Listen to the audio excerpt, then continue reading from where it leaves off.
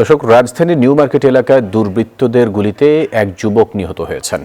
মঙ্গলবার রাত ৮টার দিকে নিউ মার্কেটের পশ্চিম পাশে ঢাকা বিশ্ববিদ্যালয়ের শাহনেওয়াজ ছাত্রাবাসের সামনে বটতলায় এই ঘটনা ঘটে। পুলিশ জানায়, নিহত ব্যক্তি ২০০১ সালের শীর্ষ সন্ত্রাসীর ২৩ জনের তালিকায় ২ নম্বর আসামি খন্দকার নাঈম আহমেদ ওরফে টিটন।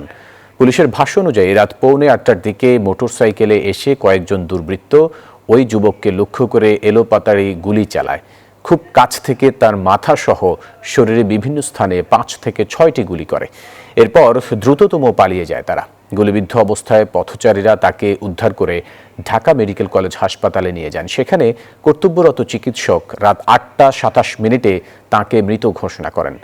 লাশ ঢাকা মেডিকেল কলেজ হাসপাতালের মর্গে রাখা হয়েছে। রাত ৮টার দিকে ৮টা ৫ মিনিটে এখানে একটা শুটিং ইনসিডেন্ট হয়।